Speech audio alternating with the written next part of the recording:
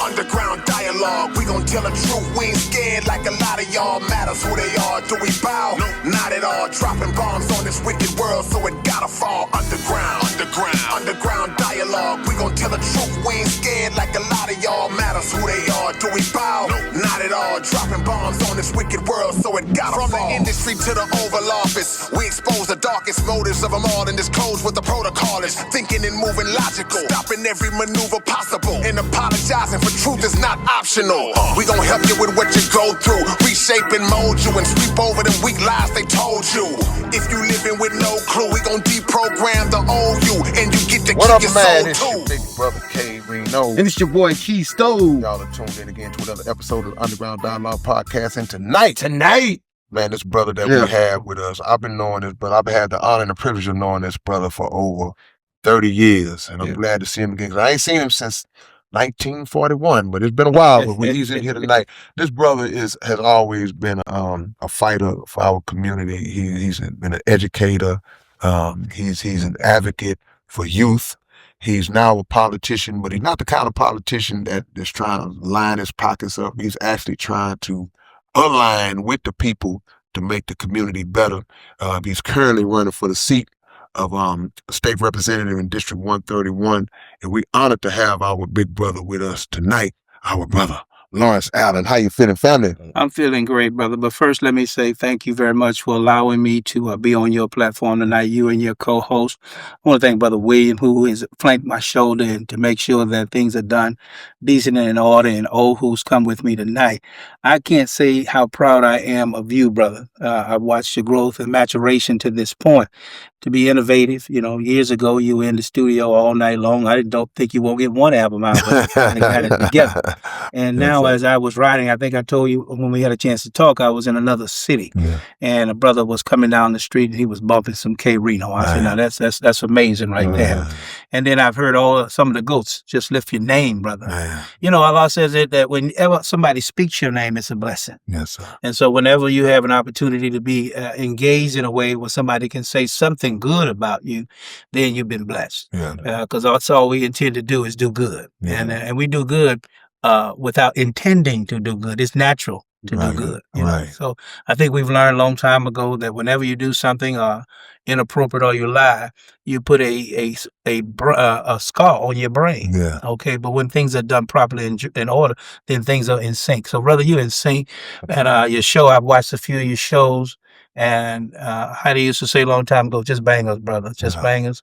So just let me humble myself up under your leadership tonight to be able to address your audience in a special way, because we intend, by God's grace, to be different. Well, the privilege is all ours.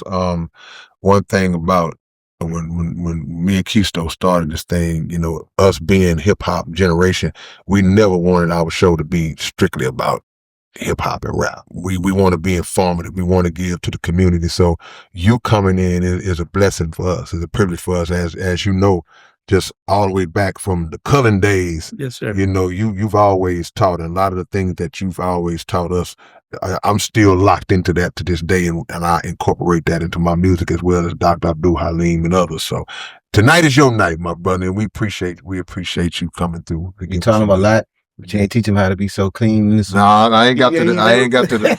I do recall for many years he didn't come get the suit. He moved from the 6th row to the 3rd row. I ain't graduated to the suit game yet. One of these days I'm gonna shock the world. All right. Then. Well, let's get on to it, my brother. You are running for state representative District 131, correct? That's correct. Give us a history of that particular district, what areas it consists of, and why you're making this move to immerse yourself into that. Very good. Let me try to draw a picture for you as I go forward. I'm going to put you on the Beltway because we are in 131 right now. Oh, okay. So I'm going to start on the top, since I'm going to go from on the Beltway up to Bel Air. Right. So that's the A-Leaf portion of the district, all the way over to the A-Leaf administration building by the football stadium, Cook Stadium. And so as we come back down to the Beltway, we travel back. And so Mickey's is in the district. I'm just using some landmarks. Yeah. Mickey's is in the district, and then I'm traveling over to West Belford. And if I'm at West Belford, you know, everybody gets their driver's license over there at the DMV. Yeah. So see, I'm in that area now, and I think Brother William said that he's working over at Welch. Welch is in the district. Wow. And so we're traveling now back down the Beltway. We come back into that old famous area called Harlem Clark. Yeah. And so we traveling that way, and and we're going to go on down, and don't really call it Sunnyside, but Tom Bass Park. Gotcha. Got Tom Bass Park, and we go up to Leitrim. We don't go all the way up to Reed Road in that area, but we go to Leitrim, and we traveling now on down past MLK, but on the bottom end of it. You understand what I'm saying? And we're gonna go all the way up to Black Hawk Road. So we're gonna go into Pearland. Wow.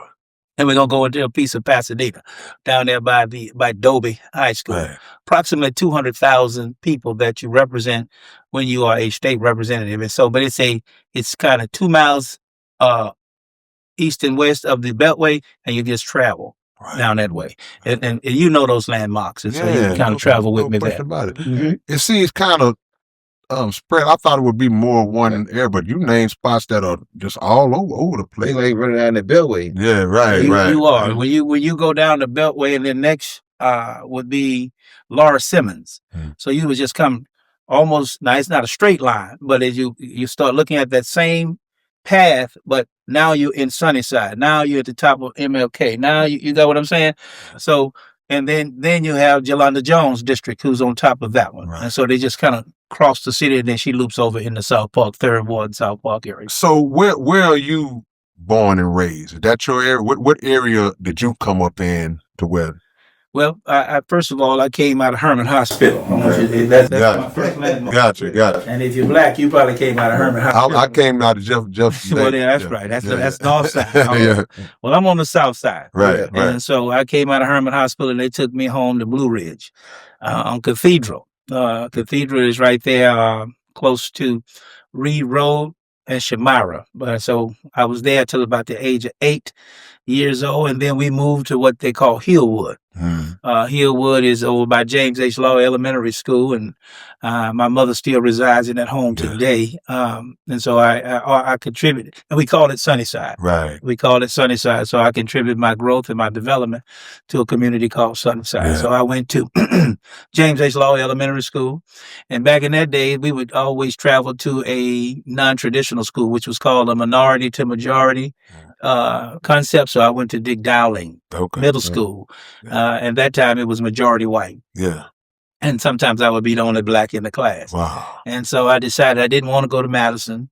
And I asked my mother if I could go to Worthing. Yeah. And she said, heck no. And so then she found a school for me called Jesse H. Jones High School. Yeah. So I matriculated over to Jesse H. Jones High School, 3 fantastic years, and then went on to Prairie View and pursued my education credentials. Yeah. So you really are, you kind of sprinkled all over H-Town in a way, just particularly on the south side, because you South Park, Higham Clark, all those different areas, Sunnyside and all that. I'm right at home. Yeah, and you know, for those who don't know, you know, your mother is the legend, Alma Allen. Oh. Well, I heard that. I just call her Mama. No doubt about it. You familiar? Yeah, no doubt about it. So was her was she a big influence on you in terms of the education and policy? I'm sure she was, but yeah. Quite naturally, you know, I call her my Mary. Right. You know, I think only in the Catholic faith where they say Hail Mary, right. Mother of Grace. See, your mother has a tremendous influence on you. Yeah. And we know that from the teachers. And so my mother didn't stop parenting me when I turned 18. Right. And so I definitely want that lesson to be magnified, because she's still guiding me, giving me wisdom and allowing me to flow as she grows, because she's 22 years ahead of me. Right. And so I have learned at the age I am now that my mother is wiser than I am. Mm-hmm. And so she introduced me to the concept of education, but my father was also an educator. He was a school principal. My mother was a school principal, and they kind of set that path for opportunities for myself and my sister. My sister became a principal as well in the elementary school. And so I went through that process.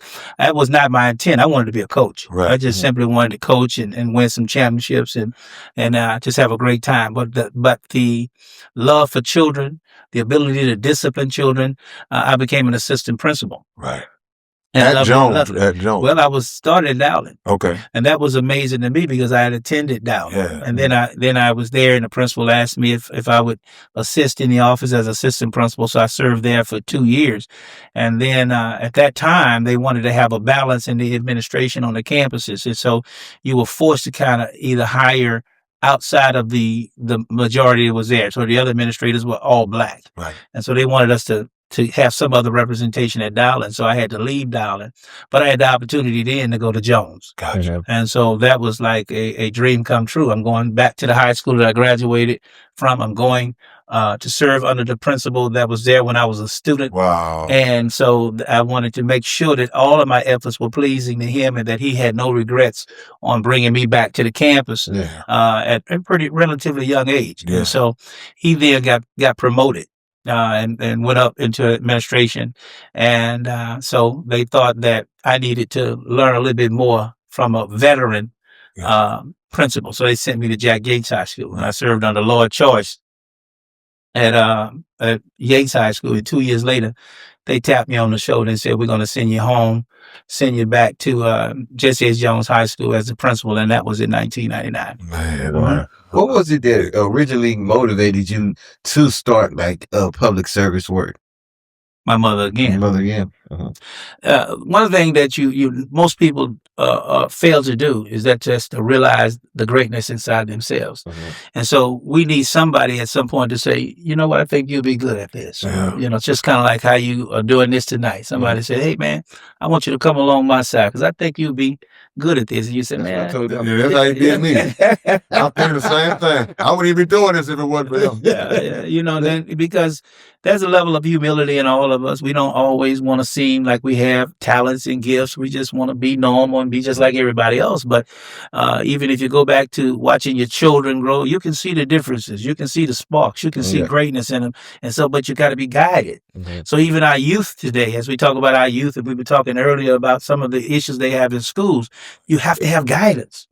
You can have greatness, but with no guidance, you have wrecks. You have a tendency to self mutilate. Okay, because someone has to point out to you some of the great things about yourself. Now, once you discover it, once you can really horn in on it, then you can take it to the next level.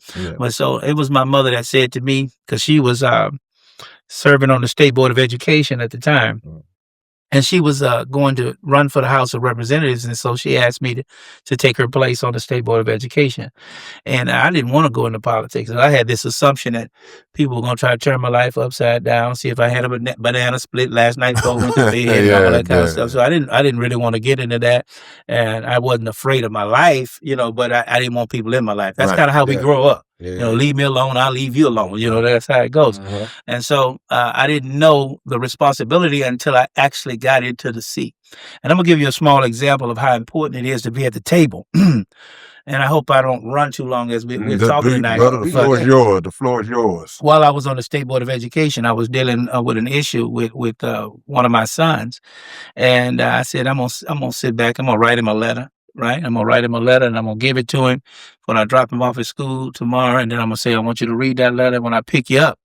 Let's talk about it. Okay. So I thought I had a good plan. So I wrote the letter out, gave it to him. And at 3:00 that afternoon, when I came back to pick him up, I said, son, did you get a chance to read the letter? He said, well, Dad, I can't read cursive. Oh, wow. That was the first time I knew how powerful the State Board of Education was. Yeah. You can determine what students are supposed to learn on a daily basis. You could control the abilities of the individuals in the society in which you live. And so we might call our schools a place where I could take it or leave it, but that is a controlled concept.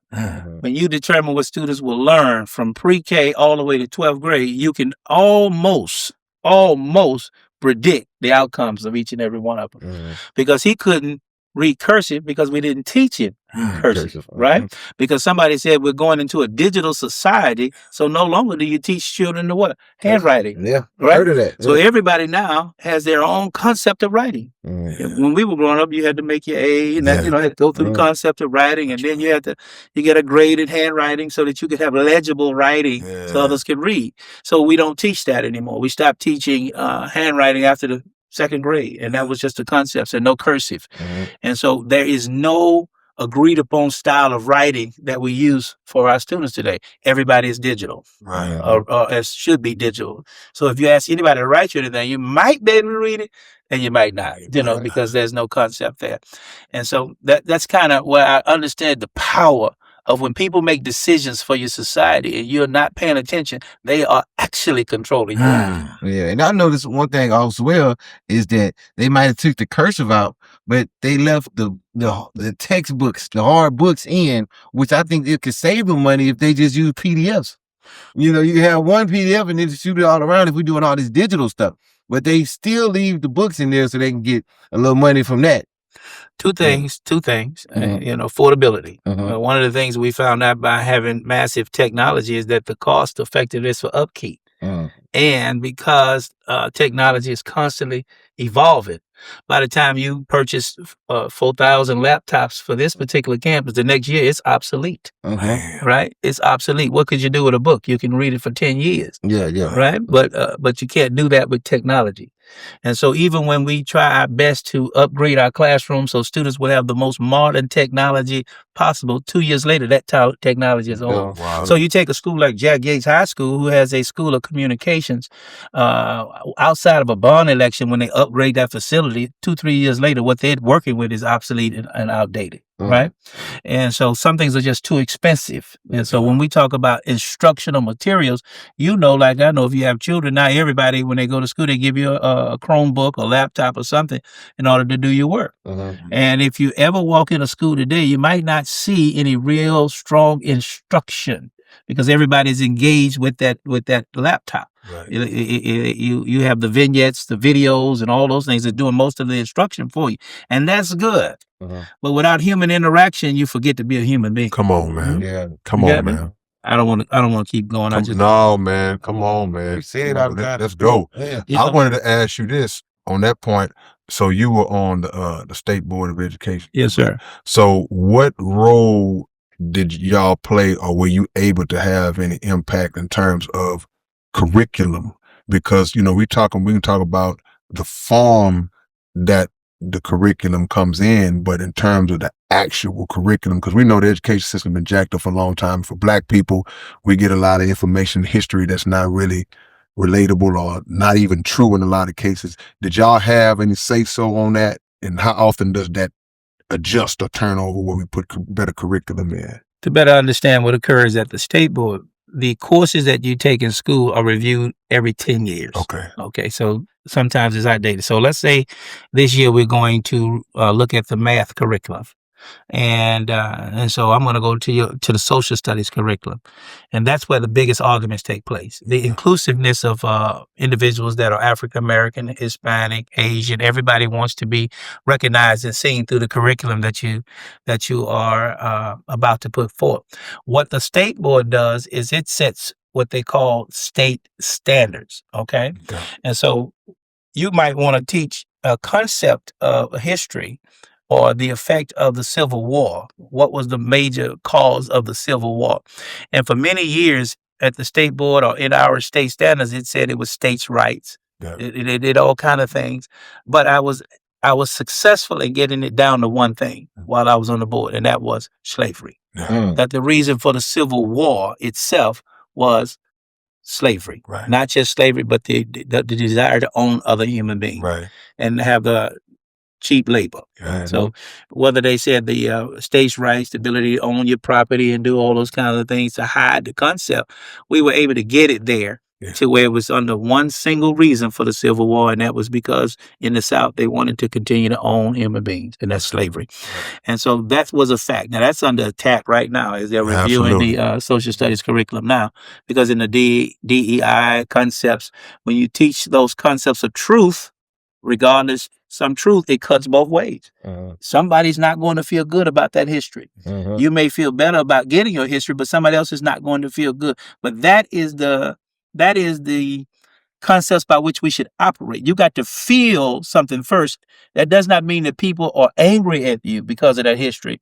It just means that if we don't understand that history, we could repeat that. Come history, on. right? All right. And don't think in the world that people don't own people now. We know that sex trafficking and all kind of stuff going on. So we have to really, really be conscious of our history. And so what we were able to do, and I take great pride in these two things, and they seem kind of small. We were able to get the approval in the state of Texas for an African American Studies course. Okay. One of only 2 states that has a state approved African American Studies course and a Mexican Americans study course. So as your children are going through high school, they could actually enroll. Now it's an elective. It's an elective. Yeah. And so, but they can take those courses probably as early as the 8th grade, Right. and to get that self-image, that self-pride, right along with the other things that you studied. Now we couldn't put it in the required. I didn't want to put it in the required. And I had a lot of conversation with a lot of legislators who wanted it in the required section. But if you make it a required course in Texas, then you have to ask yourself, which social studies course are you not going to take? Gotcha. Are you not going to take government? You're not going to take eco? You're not going to take world history? You're not going to take Texas? Which one are you not going to take? And the one that you take out, when you get to the university, you'll be absent because the other states will have taught that.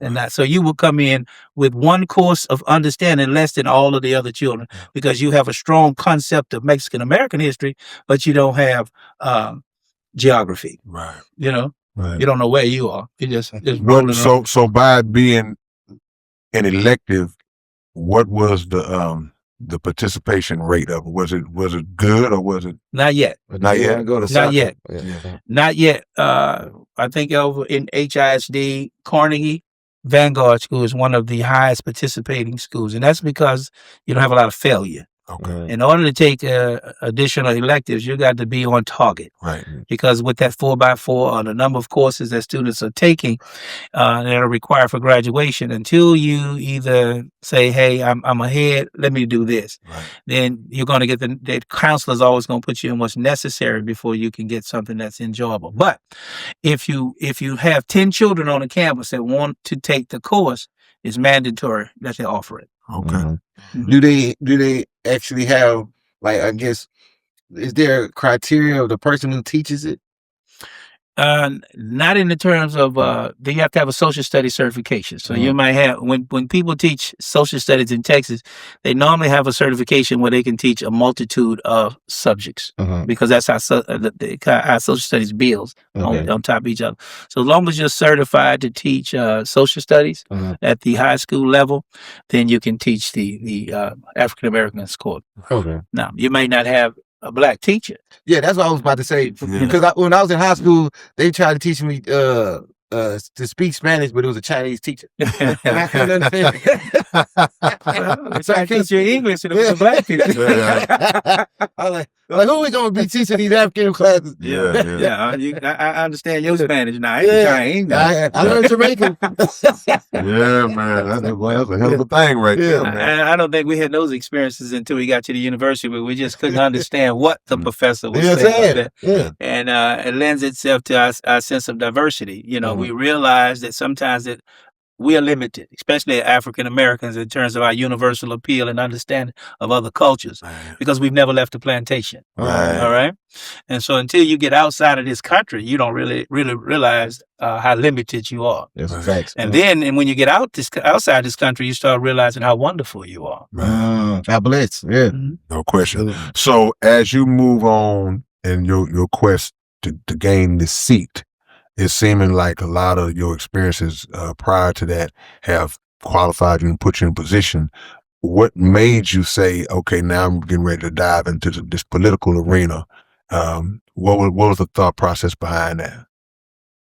We have to have a new paradigm. Gotcha. And we have to restore trust in the captain of the ship. Yeah. Probably 90% of our people don't deal in politics, or don't see the need to either vote or to be at the seat. but our lives are being affected every day through politics. And because we don't trust politicians, we now take a whooping that we don't need to take. We shouldn't have to take. I'll give you a small example. You don't think about it. 10 years ago, they said 55 saved lives, didn't they? So if you were driving 56, you got a ticket. Then you woke up one morning and saw a sign on the street that said 75. You started speeding up, but somebody made that decision. Now that's just a simple thing. Somebody made a decision somewhere and it affected your life. Now you're doing 80 all over the place, but you don't ask the question what had happened. So every one of our institutions in our state has to be funded. So if we're going to have a Texas Southern University, it has to go to the state to get its funding. But if the minute there are people there who don't care about HBCUs and who don't care about Black children learning in these kinds of institutions, they'll say, we can shut this one down like they're trying to do now and move them right over into University of Houston. And that ought to be okay with everybody. Then we'll find ourselves out. So you have to have people who are from those communities that can say how viable certain things are, how valuable certain things can be for a particular community. Now, when you're in this seat, you make decisions for the state. I'm going to give you a real example so you'll understand in a minute. You make decisions for the state, but you vote your district. All right? Gotcha. Now, Houston is considered to be a property-rich city. So if Houston was able to keep all of their money in Houston for the students to learn, they could buy any and everything they wanted, for the students in Houston, if it was just about Houston. But if we did that, then the students in El Paso may not have what they need. Okay. The students in the Piney Woods may not have what they need. So we could never take a system of Robin Hood out, which means that you have to take monies from the wealthy districts, move them in other spaces around the state, because we have to ensure ourselves as a state representative that our state is strong. Everybody is taken care of. That everybody's taken care of. And so we're always asking for more money because 60% of our state's budget goes into education. All right. But wow, we understand fully that the higher your academic accrement is, the stronger your state is going to be. Now, you might not have realized this, and I probably told Brother William this some times ago. Whenever there is a presidential election, one of those candidates is from Texas. Now, they may not win. Right. Governor Perry, right? Yes, sir. When you look up and it's time for somebody to run for president, somebody's coming from Texas. Why? Because Texas is the third wheel on the grid. There's Texas, there's the North and the South, but the rest is Texas. Texas is really a state to itself. No question. A country to itself. Yes. So, that in the middle. and so we have, and that's the attitude Texans take towards life. And so when you're in Texas, not only when you're making decisions in Texas, you're affecting the entire country because people follow Texas. Right. Okay. Right. And so it is important that we have a leadership in the Capitol that represents the mind and the voice and the emotional balance of a community. Right. Because we need individuals where young people can look to say, I want to be like him. Yes, sir. Right. Yes, sir. All right. Yeah. And then how do you determine, Brother K-Reen, how did you determine what your career was going to be? Yeah. It just doesn't come out of, it comes out of something you can see one day. Right? You have to see it. Right. And so when you were young, your dad or your brother, somebody might have taken you outside and said, "Oh, let me show you how to change the oil on the car." And you had to see it. But once you could see it, you could do it. Yeah. And then now somebody else would say, "Hey man, can you do this for me?" Yeah, I can do that because I saw it. But if you're on a plantation with limited things, your imagination now is limited. Right. Yeah. Right. Because you can't even imagine something greater than what you already see. Right? And so it's imperative that some of us break through certain spaces so that we can give birth to another generation because they see the pathway that one can follow. Right. Now, I'm not talking politics. I'm talking about honesty. Right. Righteousness. Right? So you have to see righteousness in motion. Man. You have to see a man who cannot be bought. Come on. Who is not for sale. Yeah. Okay? Right. That he is not trying to enrich himself. He's trying to enrich his community. Come on, man. And in that concept, people will use the word, "I'm going to fight for you." Well, you might be 0-10. You'll never be a You champion. fought, that don't mean you won. Knock out. Right. So you have to be skillful in Right. deliberation. And we say it like this: you got to win friends and influence others. Right. That's a book, ain't it? That's a book. You got to win friends Right. and influence others. And you're always in a concept of a struggle for what? Balance. Come on, man. Come on. So we don't go to the Capitol so we can fight people. Right. We go to the Capitol so we can bring a level of influence on people. Right. Absolutely. Right? Yeah. Until they even say, I've never met a man like this before. Let me ask you this, because when you was talking about how we as Black people, we don't really have a great interest in politics, and that's so true. How do we reverse that in terms of because somebody like yourself that I've been knowing a long time, like, I believe we could trust this brother here. Yes, sir. How do we relay that to the people? I know actions speak louder than words, but I think a lot of that stagnation of why we just don't want to deal with it comes from a lack of trust from the national perspective. But as it trickles down, we're able to be more hands-on with Yes, a brother like yourself. But we got to get that out to the people. It starts there. Yeah. You know, we're building a new world. Right. And that world has to be built on truth. Yeah. You know, and so you have to experience a K. Reno. You can't just listen to him. You can't, if you don't experience him, you won't really know the authenticity of him. So when young men are able to come around you, they're able to ask the question, how did you have a podcast? You know, I saw the show, but how beneficial is it? So you have to invite people into the space. When Brother Lawrence gets to the Capitol, K. Reno's coming to the Capitol. He may have never thought he was coming to see the experiment. May not fully understand that all, but it'll be an open door to a space that he has probably, and next thing we know, he's running for city council. I got a suit on. We'll wait on that. What I'm saying to you is that once you realize that what you're doing here right now is the same thing that you will be doing as the elected official, because you're saying, send me. Right. Okay. The one thing you realize is that I don't know fully what that person will do, but I know what I will do. Right. And I have to trust my relationship with my God. And then I have to say, it's time for me to be the voice. It's time for me to be that person that the community can say we can trust. No doubt about it. No doubt about it. I wanted to ask you this real quick, because as we pivot a little bit, incarcerated individuals who come out and they have the intention on changing their life around. They really want to do better. They really want to not go down the same roads, but systemically it's set up to where it's absolutely designed for you to do that and go right back in. So in the position that you'll be in, what steps would be taken to try to combat that so our brothers and sisters or whoever won't get caught in that I guess that recidivism cycle? First of all, let me give some real kudos and credits to Representative Ron Reynolds. Okay. When Ron Reynolds crafted a bill last session that will allow our penal institutions to begin to train individuals up for reentry the day they enter. Wow. Prior to that legislative bill, you only started your training 30 days before you were leaving. Gotcha. So if you were in the penitentiary for 10 years, they started training you 30 days before you were to leave. Wasted 9 how years. to what? How to come to back transition back into society. Right. You gotta apply for it. Yeah, there's like somehow or another be selected. You got Yeah. So now his bill allows, if we don't monitor it, for that kind of training to start the day you get there. That the kind of training you will begin, the kind of counseling you'll begin is about leaving here. Not staying here, not mastering this environment, but preparing yourself for the environment that you're going to return to.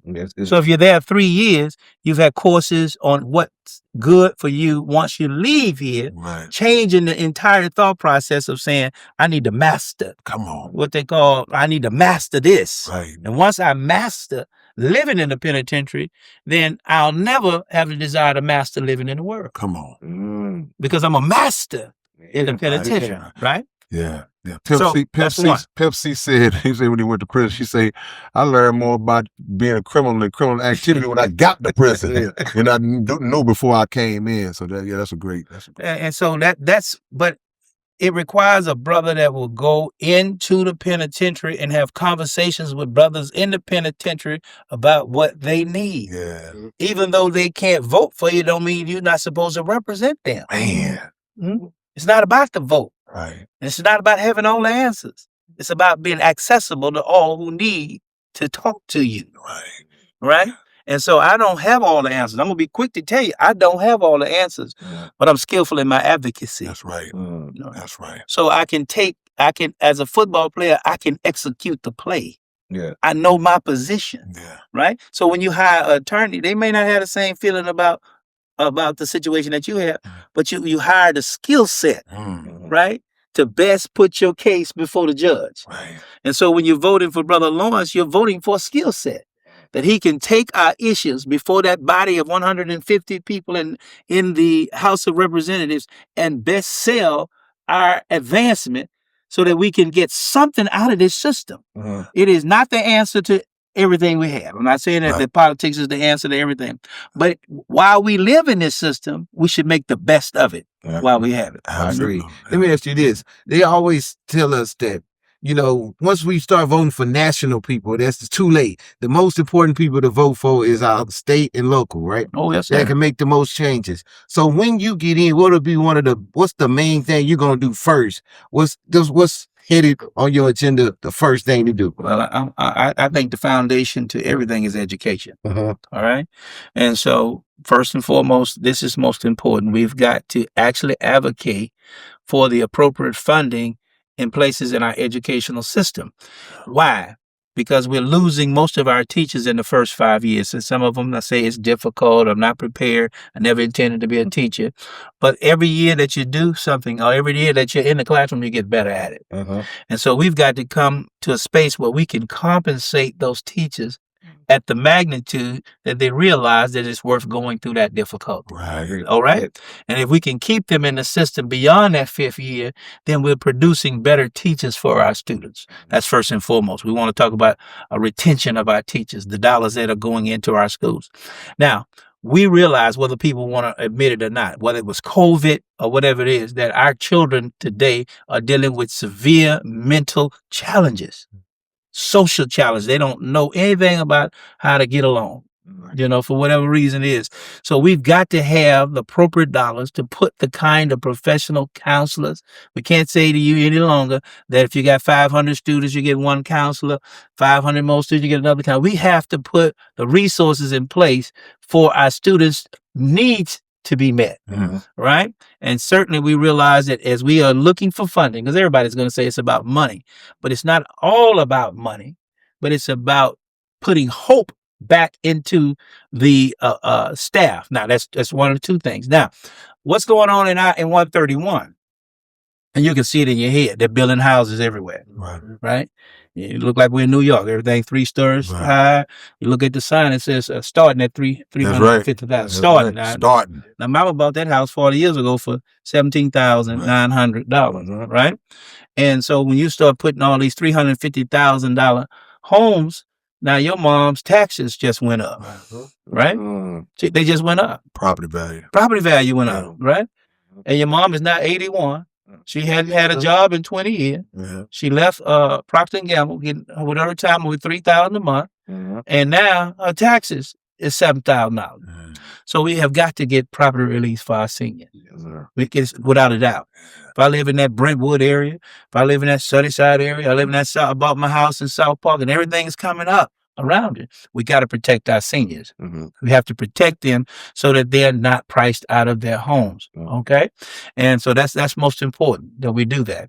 And that's the big debate that's going on right now in terms of with the governor and the lieutenant governor. It's how we're going to deal with taxation and how is it going to affect our seniors. They want to give another $50,000 worth of relief to our seniors. And I think that's a good thing. We're going to follow up on that.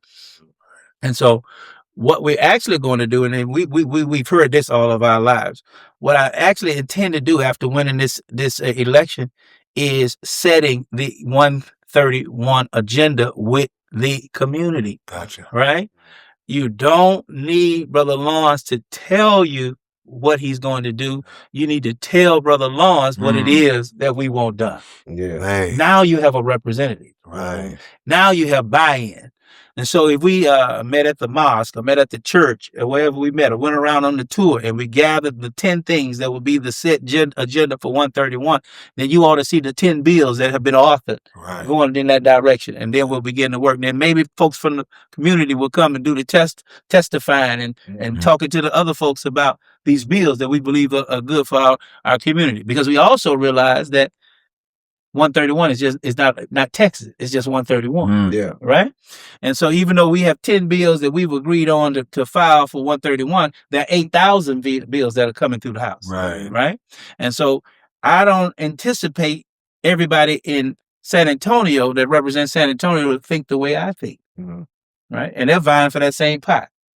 And so you have to win friends. And influence people. Right? And so you have to be able to sell those concepts in order for, but the thing is that the 10 things we said we were going to do, you're able to track them now. Okay. And that was our what? Agenda. Yeah. You see? Our agenda is being tracked. Say, Brother Lawrence, look like we're not doing well with that that particular bill that we wanted to do that, or we needed some mediation for flooding in our areas. You know how it gets in Hiram Clark, how it gets in South Park. We need to do some things like that. And so I think that's the first building block to reestablishing confidence. Gotcha. Now, Brother Lawrence will be working on more than those 10 things. Absolutely. But the 10 that's targeted for 131 is 131's agenda. Right. Okay. Right? And so we'll be doing that. So education will be first. But what's critical for me and what's on my heart, and if I had to put one out, it'll be environmental issues. Gotcha. You know, when you are trying to expand and advance in our area, we got 17 concrete crushing plants. We don't pay attention to them. No. You know, we just see them. You know, we see a truck go and get the concrete, but we don't realize 20 years later, folks have cancer. Oh, really? People are sick. They didn't know that. You know, so just imagine Kennedy Heights. I remember that You remember situation they had some years back. Yeah, by the time they realized those homes was built on where they used to dump the old oil, It was too late. right? Yeah. Now, they building those houses where Sunnyside Dump used to be, Wow. right? So we don't pay attention. Now, when we look over there by Tom Bass Park, you see them always driving up high over there. So when they come back later on and put things in the air as any kind of waste, then it's hazardous to our health. So we either have to find those companies if they release things in the atmosphere so that they are more cognizant of it.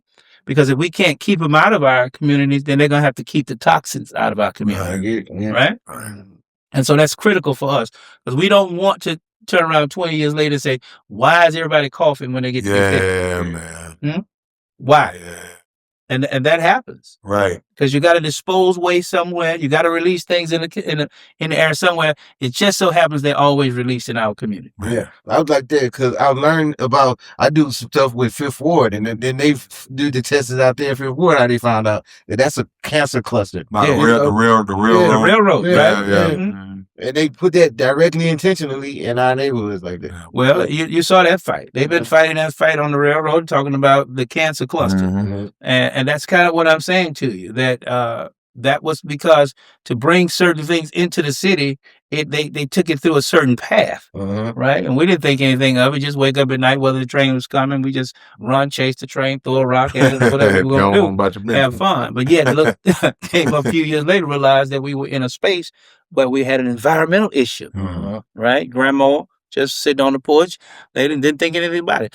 Look at all the people in Port Arthur. If you don't know if you ever been to Port Arthur. Yeah. But when you go to Port Arthur, you used to, in Pasadena, you used to just say used to call it Stinkadena. Yeah. You know, because we didn't just, like, that was just natural. Right. So look at all the individuals that were ingesting all of that toxins and they got sick. Now, they've had all kind of lawsuits. People have been paid for years on these lawsuits.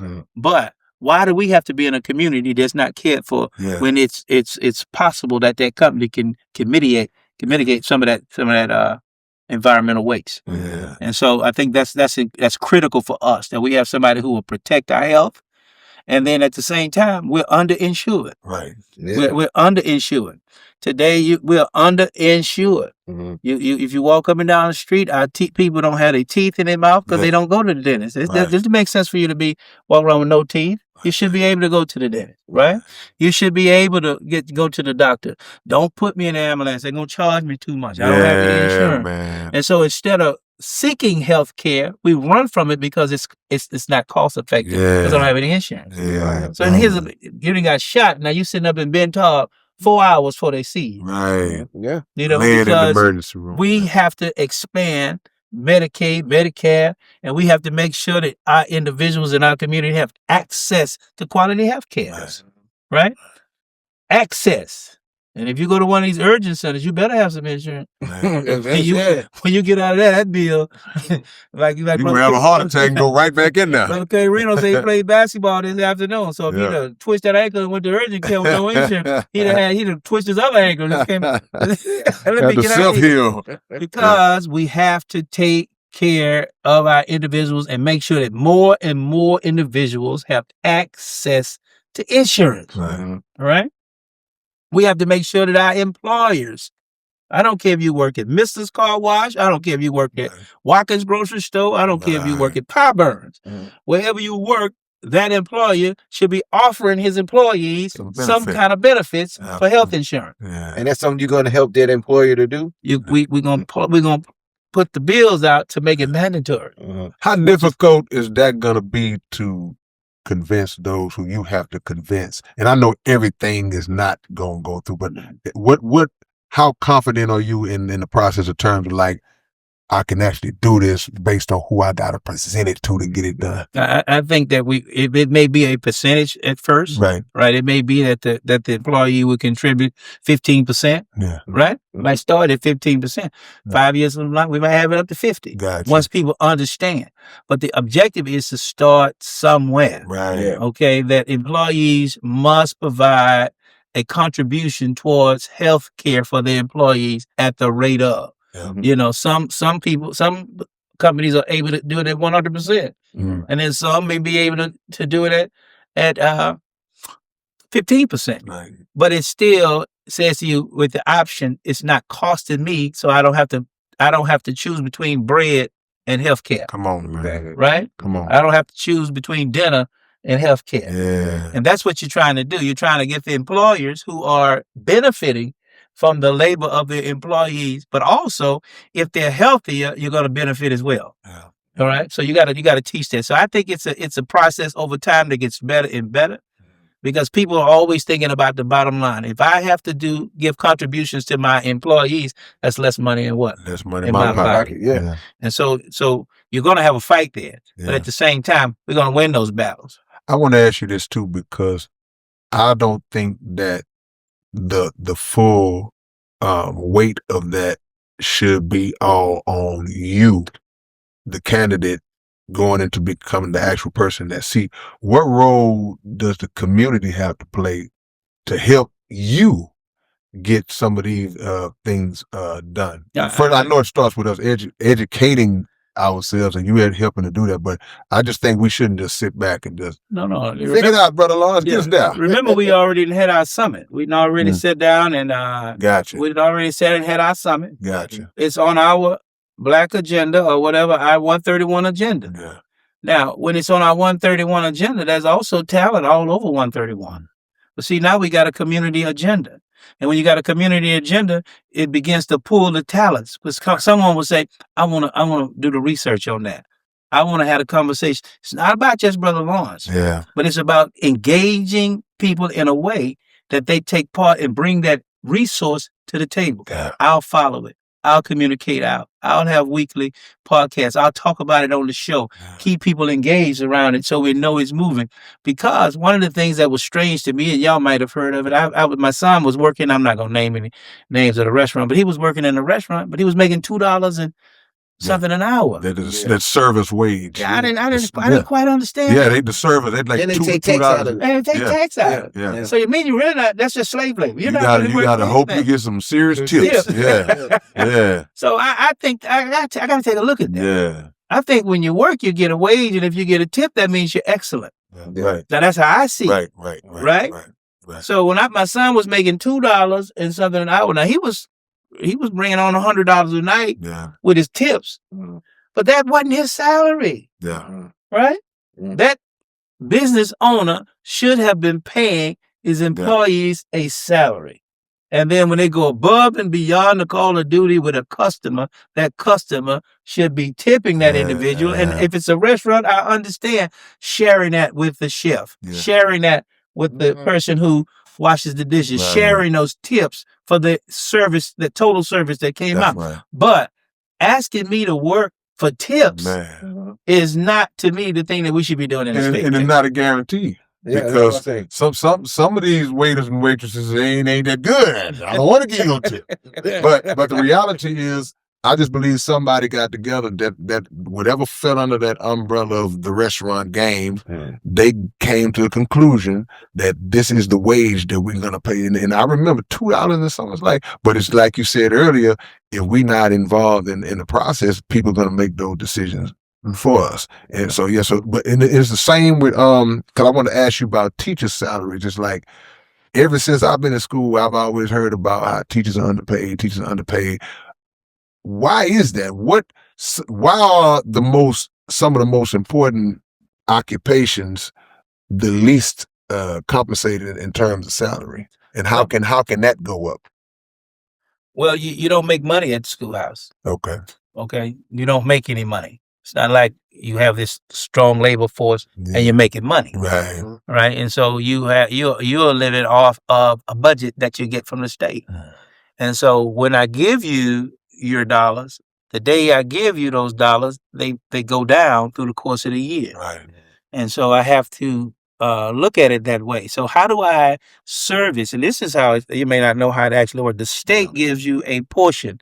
So the state will give every district probably enough money to pay a teacher $40,000 a year. Right? Now, if I have a large number of students in like HISD, I might be able to pay my teachers $60,000 a year. But the state gives you a base number where you can, no matter where I am in the state, I can pay that $40,000 a year.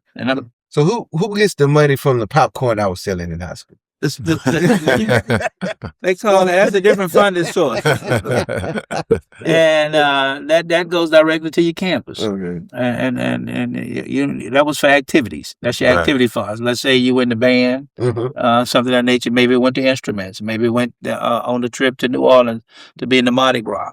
And so those are two different things. He didn't turn in money. He didn't turn in. I ain't need nobody.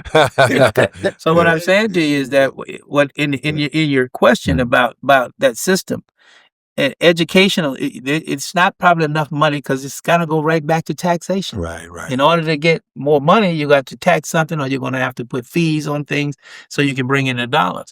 So it's not that simple. But I'm gonna put it to you like this, because was an educator for 36 years, and so when I retired and retired from HISD, I think they did me. Did justice by me, because I haven't worked in 5 years, and every time I go to my bank, my check is in there every month. But there is the TRS system is under attack. All right, because it's a body of dollars. Because if you can imagine, all the teachers in the state of Texas contribute into that pot. Right. And that's an investment fund. And from that investment fund, you get your retirement monies. And so I've probably made, since I've retired, about $500,000. Right. And I haven't had to put a foot in the school building. So I see it both ways. I got you. I see it both ways with that system. If you're going to be in a retirement system, but they're trying to take that out.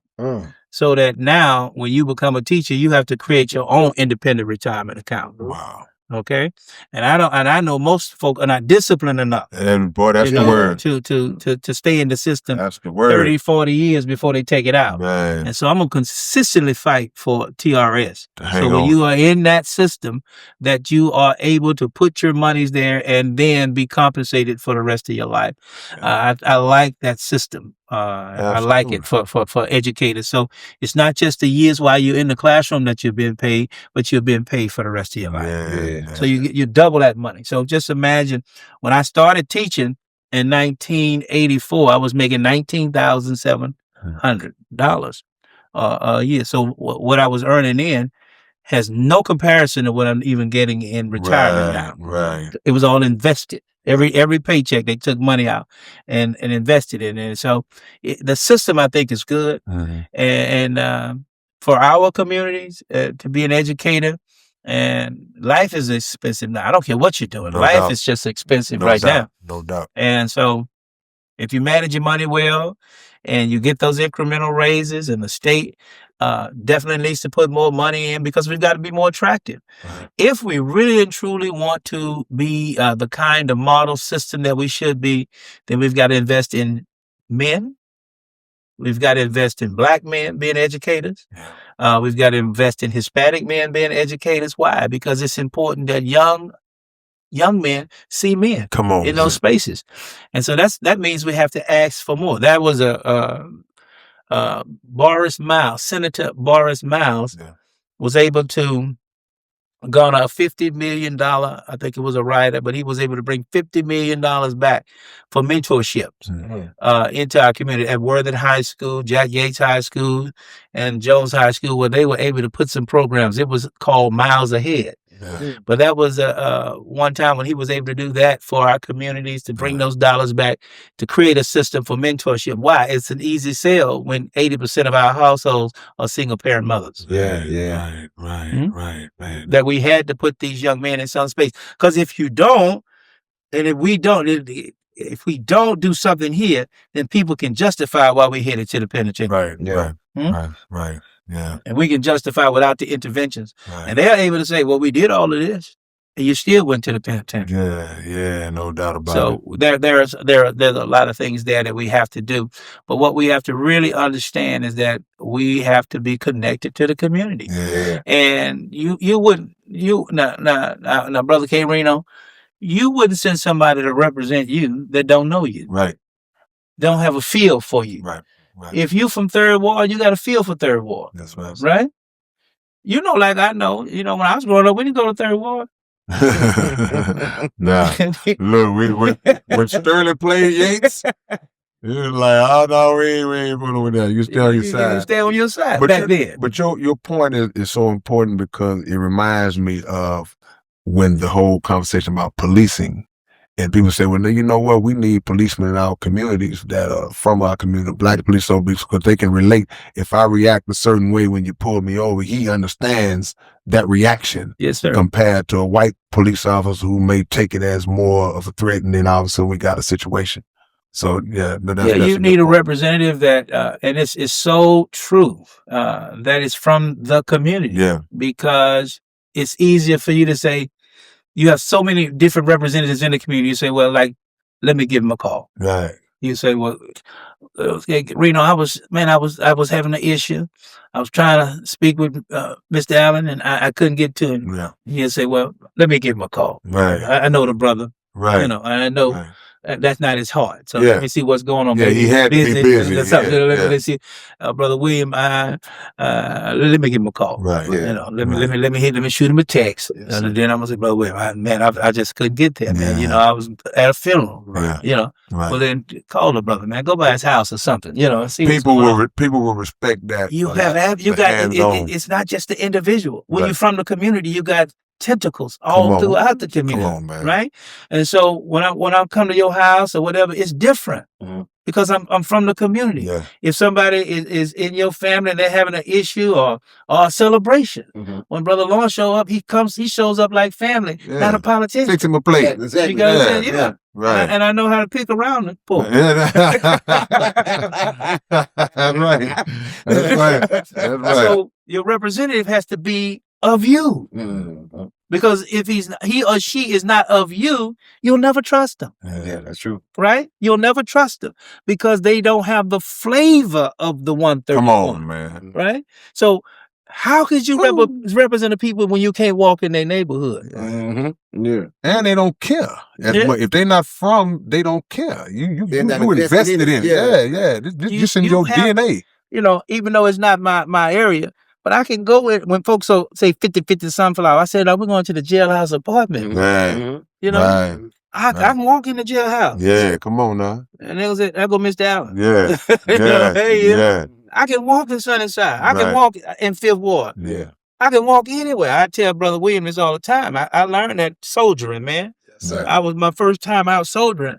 We were going door to door. I was knocking mighty light. I didn't want to. Anybody? And Ronnie like, Nobody that. He ain't answering. I'm gone.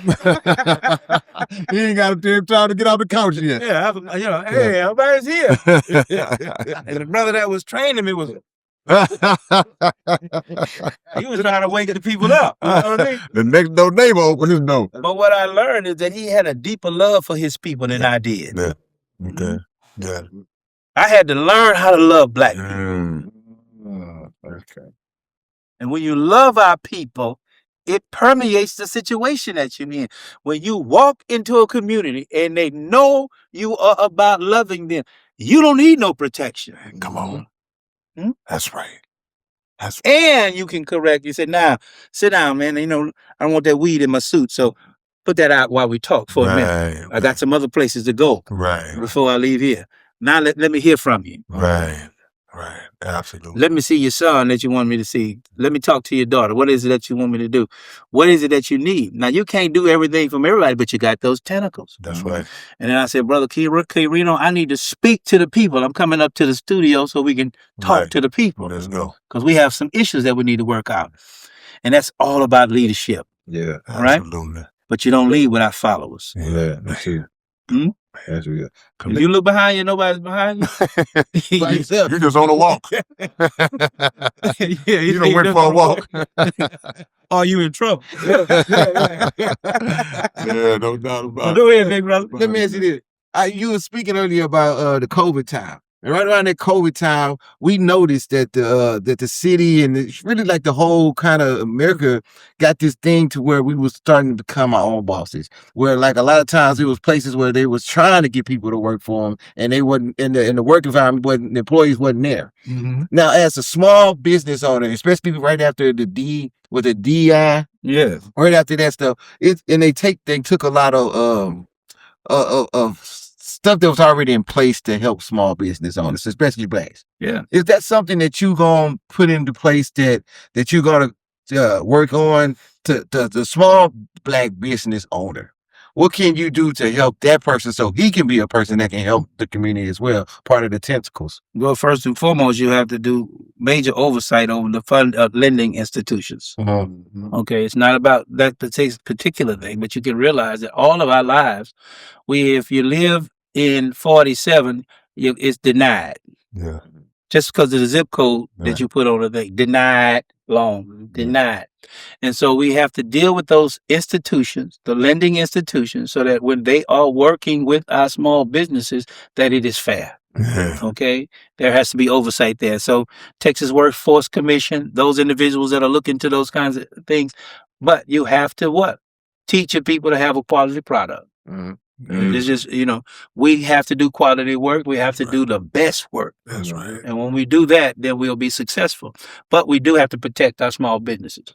So when we were going through the COVID experience, because so many people didn't have customers, then there had to be some compensation from the state, some compensation from the federal government, right? But then also we understand that there's some thieves and robbers around. You read my mind.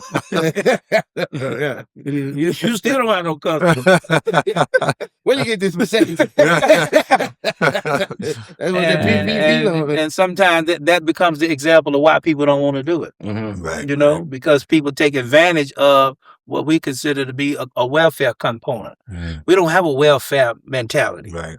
If you need the money, you need the money, but we don't develop a welfare mentality. As soon as I'm able to do without the assistance, I say, thank you for supporting me, but I can take it from here. That's right. Right? That's right. That's right. And so that's what we have to do. We have to be mindful in our communities. We have to be mindful in 131 that we need to support our small businesses because that's where innovation comes from, right?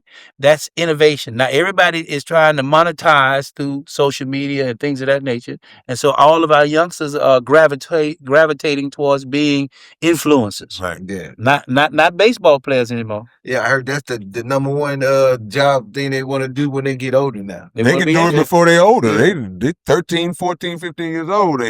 Some of them making more money than mom and daddy now, Yeah, but it is a trick of the enemy. Right, right. Okay, because only so many going to do it. That's right. Right. So when you get out there, let's say 10,000 people became successful. It's like one of the things they used to have, those pyramid Pyramid scheme. Yeah, the person at the top was making some money, right? For a while. Right. But then all of a sudden, we don't have any more products to sell. And so you can never replace a quality education. Wow. Now, you can never replace the development of the mental capacity. And so no matter whether it's at the university or if it's at the house, you got to consistently become a learner. Right? And so the transference of information is the greatest power that anybody has. The ability to convey the message. So we understand this teaching. It says the average man speaks approximately 400 words considered well, which means he lacks the ability to articulate what he's thinking. Right. He lacks the ability to even convey to you what he's thinking because he speaks approximately 400 words considered well. Not well, considered well. Right? That means he really does not open his mouth when he speaks. He mumbles. Man, it's in there, but it ain't coming out right. It ain't, and you know how you see. I'm trying to tell you something. Yeah. I think you know what I mean, man. You know what I'm saying. Fences. You know, I'm trying to tell you. Right. 2 stripes on me. Right. Right. Strike out. But what I'm saying to you is that is where it's most important. It's the transference of information. And so as we connect the dots, and let's put that on the agenda. That is trying to develop some funding for small businesses, looking at the things that we have to do. So then now the minds come to that space to say, this is how you attack that. This is the way it goes. Because if I'm sitting in the room trying to think of it myself, I probably get exhausted. You got me? But you just as simple as you said it. Now, this is how it works in the Capitol. Just what you said. I then take that idea, we give it to a group of lawyers down in the Capitol, and they shape it into a bill. Right? And that bill then it has a designation. It started in the House, so it's HB. If it starts in the Senate, then it's a SB bill. And so now it's an HB, and it's authored by Lawrence Allen, signed off in the Senate by Boris Miles, also co-sponsored by Ron Reynolds. And then now we start moving that bill to get it into committee so we can get it on the floor, to get the votes on the floor, because it's got to pass the House and the Senate and get through the veto of the governor. Because now we're thinking big picture all the time. Big picture, we think small things, then the governor can't think small because he still has to say, how does this affect the state? Right? So we always think in big picture, but what we're talking about is bringing the best and brightest minds into that space because they're engaged at a high level. Yeah. Wow. I think we've heard that our entire time. If you don't establish an agenda with the people, then you're just doing your own thing. Wow. Absolutely. They gotta be. And why would I want to be involved with that? Without a doubt. Without a doubt. So when is it all going down? When is the give us a process on? Right now I'm in a runoff election. Okay. We just finished the primary. I came in second. You know, I was sick, man. All my life I've been in first. I don't know. I don't know. I'm trying to get a blue ribbon. I don't know. I know that's right. I don't know participation. I don't want no participation award. So I came in second. So I'm in the runoff election, but I'm feeling really, really good about the runoff election because it will take place on May the 26th. Is actually election day for this particular runoff election. Early voting will start May the 18th. It'll run for 5 days to the 22nd, and then election day will be on the 26th. And we need all the support that we can get because I'm really putting myself out as the representative of the community. I don't believe my competitor is entrenched in the community as the way I am. If you can't walk, man. Come on, man. If you can't walk and people don't know you, a lot of my life, nobody lives their life so they can say, look at me. Right. This is a hard stretch for me. I'm not about a braggadocious person or anything of that nature, very humble person. And so that's a difficult factor for me to say, I did this, I did that, I did this. No, and if I look at it and let somebody write it down, then maybe I can say, oh, I was able to do those things. But what I like to say is along the way of my life, I've always tried to help somebody. I've always tried to give somebody a hand up. Or if somebody said to me they needed something, I said, let me see what I can do. Right. You know, you need $10. I don't have 10, but here's 6. Right. Yeah. Right. That's just who I am. Right, sir. You know, I'm not going to change. So that's who I am. I think my resume, my life speaks for itself. I am the person who will represent your concerns. I am the person who will be there, and I'm not going to be in a scandal. Come on, without a doubt. I'm not. Now, I might get attacked. Yeah. But I'm not worried about the attack because I'm not going to live that kind of life. Come on. All right? Come on. I'm not going to live that kind of life. I want you to hear me clearly. Right. I'm not going to be bought. I don't need it. Yeah. I can eat right now. I don't have to run for office, and I can go home right now and make me an egg sandwich and eat. And I'm gonna be good. I just told you I'm retired. I'm gonna get a check on the 31st. I'm gonna keep on going. Right? My parents were good to me. I'm gonna be an inheritor of things. I'm good. Right. But it ain't about me. Right. I know we've been here long, but I want to say this so that you understand. We were also taught that once you get to the age of 70, you really know how to live. Right? So as you get older, a lot of things are not as important anymore. Come on, man. Selling out your community is the least thing on my list. Woo! That's the least thing. For somebody to come to me and say, hey, we want to do something for you so we can do that. That's the least thing on my list. Right. Because I've lived long enough to say, I know I can say no, and I'm going to be all right tomorrow. Yeah, exactly. I know I'm going to be all right tomorrow. Now, if you'd have called me 40 years ago, I might would have said, let me see what's in the black box. But that's not who I am now, because I've lived long enough to know how destructive that behavior is to our community. Exactly. And I don't want to be a person who is remembered for the destruction of our community. I want to be remembered as a man who tried to help somebody. For the construction. There you go. Yeah. And that's just who I am. Yeah, man. Absolutely, man. That's who I am. And so we're going to do all we can. And I've been tutored, but I think by the best. Yeah. My mother is the current state representative of House District 131. And let me say this, Brother K-Reed, I'm sorry. I apologize. No, you good, man. People are making that a negative. Yeah. Heck no. They're making that a negative. Why? 'Cause you got experience? Well, because his mother's in the seat. My mother's in the seat. What gives him the right to think that he should be able to have a seat because his mother was in the seat? See, that's Negro thinking. Right. I'm gonna make it quick. Right. Nobody gives credit to the years of preparation. That's what I was wondering. You know what I'm saying? You got experience. Nobody understands all the conversations, all the mentoring, all the pouring in. And at the same time, when your mother can give you the approval that I am endorsing my son because I know him. Because he qualified. Because it ain't got nothing to do with no nepotism, but it's qualification. Because I've read him a certain way. Yeah. Yeah. I've tried him too.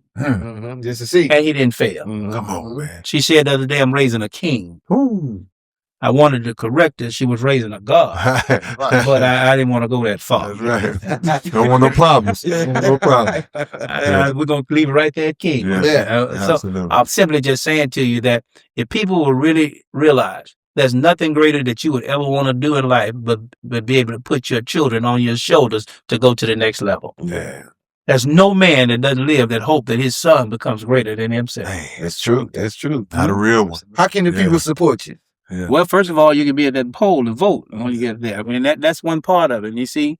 But that's just not it. And I am anticipating on winning. I'm asking the voters in 131 to vote for Lawrence Allen during that time period that we named. But how can they really support me? First and foremost, pray for me. Yes, sir. Pray for me. We're taught to pray for our leaders, so pray for me that I can be strong in our victories and share that same sentiment with everywhere that we go to. And sometimes if you're looking, you get my card, maybe send me $3 because every time you see one of them signs on the street, that's about $60. If you see something in somebody's yard, that's $10. So in order to run a campaign, it has a cost to it too. Yeah. So, but that's not gonna stop us because we're gonna be self-reliant and we know where our blessings flow from. So we're gonna be all right. But at the same time, speak to me. You know, when you see me, you know, people say, well, Brother Lawrence, you look kind of mean. People don't feel comfortable walking up to you. I thought I was handsome. They say you look kind of mean, you kind of look kind of stalwart. I may put my glasses on so they can feel better about me. But I want people to be able to talk to me. When you see me in the grocery store, you see me walking down the street, I want you to be able to talk to me, and I'll try to make myself available. If I'm moving fast, I just have something to do. Be my partner. That's right. Don't be my enemy. One of the things we learned a long time ago, we're going to stop all wanted criticism of anything Black-owned or operated, right? Come on, right. And so this is a seat that's operated, going to be operated by a Black man. So we're going to stop all wanting criticism and find out how we can help be successful. Yes. And I think that's the example we're going to set in 131. No doubt. Is that our representative represents our desire. That's right. And he comes to teach us best on what we're able to do, what we're capable of doing. And when we identify people who are hurting our communities, Brother Lawrence is going to let you know, man, this person is hurting us. Man, without a doubt, man. And with that being said, brother, we feel confident that you will be sitting in that seat. And we thank you for coming and enlightening us, because us being the guys we are, we don't always immerse ourselves deep in the political realm, but it's always good to get that education to know what we got to do, because I know you're going to get down. I know you for the people. Yeah. So I know you're going to be a soldier for us, brother. And I think it's good to for people to familiarize themselves with you so they'll know they got somebody, because of this bad stigma that's always been on politics. Even our brothers and sisters sometimes, like, I don't trust them. Look, this your big brother, K. Reno. You can trust this brother right here. This brother here he's unlike the others. This is our brother. So we thank you for coming through, family. And, I thank you, brother. And I'm looking forward to celebrating with you. There you go. I tell you this, Brother K. Reno, I anticipated you being just like you were tonight, but I didn't know you had a sidekick like you got. I taught him well. I taught him. he know a little something. That's my brother, man. Yeah, he cold-blooded, man. I just peeped his cards a minute ago. He's inquisitive, man. Yeah, that's right. I just have to say that before I go, brother. You got a mind that's ready to do some things, and you got to exercise that mind. You hear what I'm saying to you? Yes, sir. I appreciate it. You got to exercise that mind in ways that might scare you. You got it. So Brother K. Reno has set the door. He's opened the door. He's doing great things, and he's a pillar in our community. Yes, sir. And when he called me the other day, the phone said Eric. I had no idea who. You know, I'm about to hang up. You know what I mean? You know what? All my people, they know my name anyway. You can Google me, so it ain't no secret. I ain't one of the people that hide the government name. I'm Brother Eric tonight. I love him for who he is. Like I say, brother, we've been in relation for a long time, and so it's mutual. No doubt. And we just we shoot from different sides of the court, but the points are the same. No question about it. They double team. I'm a patch. There you go. Already. Well, it's your big brother K. Reno. it's your boy Keith Stone, Underground Dialogue Podcast, and we are out this one. And it's your big brother K. Reno. Look, man, the Underground Dialogue website is back in function. We back in motion, man. If y'all want Underground Dialogue Podcast merch, whatever you need, go to undergrounddialogue.com and check us out. And always make sure that every Wednesday night, y'all are checking out the Underground Dialogue Podcast right on YouTube, 9 p.m. Central Time. Yeah!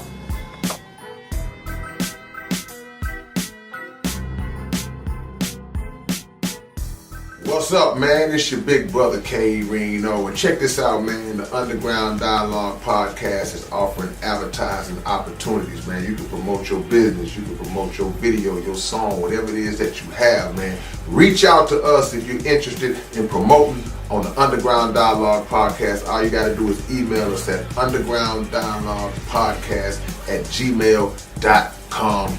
Get it. What up, man? It's your big brother K. Reno. I'm proud to announce that I'm a new brand ambassador to this new brand of clothing and shoes called Volage. Y'all make sure that y'all support this. It's already available. Houston-based company, straight out the A's. Look at the quality of the packaging itself. We ain't even got to the shoes yet, man. And this is just one one pair of shoes, one design. They got all kinds of dope designs of shoes that you guys can choose from. Go to volage.biz and find your order, find what you want. Wide selection to choose from, male and female items, and I'm proud to be a part of it, man. Community workers, versatile products, Volage, manufactured in Italy. This is part of this box. Y'all know what it is. Catch y'all later on.